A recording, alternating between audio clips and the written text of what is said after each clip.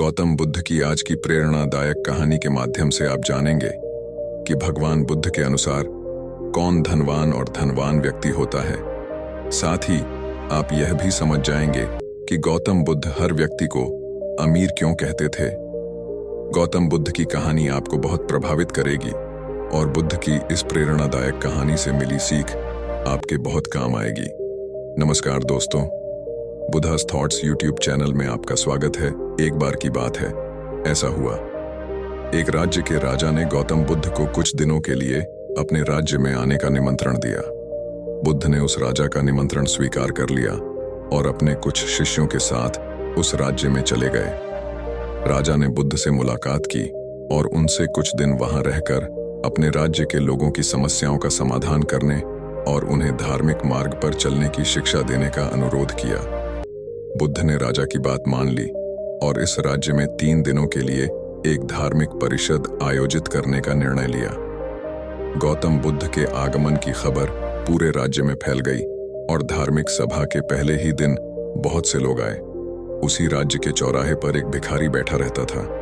उसे भी गौतम बुद्ध के आने की खबर थी, लेकिन वह सोचने लगा कि धर्म सभा में जाकर और यहाँ बैठकर उसे क्या मिलेगा। जैसे जैसे लोग आएंगे वे मुझे भिक्षा में कुछ न कुछ अवश्य देंगे। पहले दिन कई लोग आए और इस भिखारी ने अच्छी खासी कमाई की। अगले दिन फिर वही क्रम जारी रहा। भिखारी ने भीख मांगने के साथ साथ यह भी देखा कि धार्मिक सभा में जाते समय लोग उदास और दुखी हो रहे थे और उन्होंने उसे कुछ दिया भी नहीं। जब वह बुद्ध से मिलकर वापस आता है तो बहुत खुश दिखता है और खुशी खुशी भिक्षा भी देता है। यही सोचते सोचते दूसरा दिन भी बीत गया। तीसरे दिन जब बहुत कम लोग आए तो भिखारी परेशान हो गया। उसने कमाई नहीं की।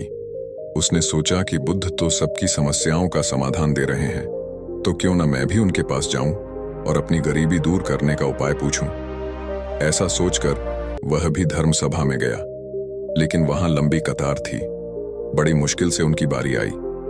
बुद्ध के पास पहुंचकर उसने प्रणाम किया और कहा, प्रभु, इस गांव में सभी लोग सुखी हैं और सभी लोग धनवान तथा सुख सुविधा संपन्न हैं। फिर मैं गरीब क्यों हूं? तुम गरीब हो क्योंकि तुम हमेशा दूसरों से मांगते रहते हो, लेकिन कभी किसी को कुछ नहीं देते हो। भगवान बुद्ध ने उस भिखारी को देखा। आपको लगता है कि लोग तुम्हें भीख में बहुत सारा धन देंगे, लेकिन आप किसी को बदले में कुछ भी नहीं देना चाहेंगे। यह सुनकर भिखारी बड़े आश्चर्य से बोला, हे प्रभु, क्या मैं लोगों को कुछ दूंगा? मैं भीख मांगकर ही गुजारा करता हूं। मेरे पास देने को आखिर है क्या? बुद्ध कुछ देर के लिए चुप हो गए और कुछ देर रुककर बोले, तुम बहुत मूर्ख हो। भगवान ने तुम्हें और हम सभी को किसी को देने या दूसरों के साथ बांटने के लिए बहुत कुछ दिया है। आपने एक मुस्कान दी है जिसे आप दूसरों के साथ साझा कर सकते हैं और उन्हें आशा और उम्मीद दे सकते हैं। तुम्हें आवाज दी गई है जिससे तुम मीठे बोल बोलकर लोगों की प्रशंसा कर सकते हो। तुम्हें 2 हाथ दिए गए हैं जिससे तुम दूसरों की मदद कर सकते हो। तुम्हें एक स्वस्थ शरीर दिया है जिससे तुम भीख मांगने के बजाय कड़ी मेहनत कर सकते हो। जिस व्यक्ति को भगवान ने बिना किसी कमी के ये चीजें दी हैं, वह कभी गरीब नहीं हो सकता। आप सिर्फ अपनी सोच के कारण गरीब हैं। जैसे ही आप इस सोच से बाहर निकलेंगे, आप खुद को दूसरों की तरह अमीर समझने लगेंगे और आपकी जिंदगी भी बेहतर हो जाएगी। दूसरों की खुशी देखकर अपनी तुलना दूसरों से न करें। भगवान ने सभी को अमीर बनाया है, बस जरूरत है तो अपनी सोच सुधारने की। भगवान बुद्ध की बातें सुनकर मनुष्य को अपने जीवन का मूल्य समझ में आया और वह उनके द्वारा दी गई शिक्षाओं के अनुसार अपना जीवन जीने लगा।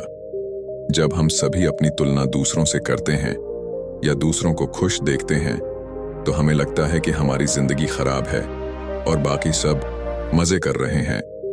हम अपने जीवन में कभी भी अच्छी चीजों पर ध्यान केंद्रित नहीं करते हैं।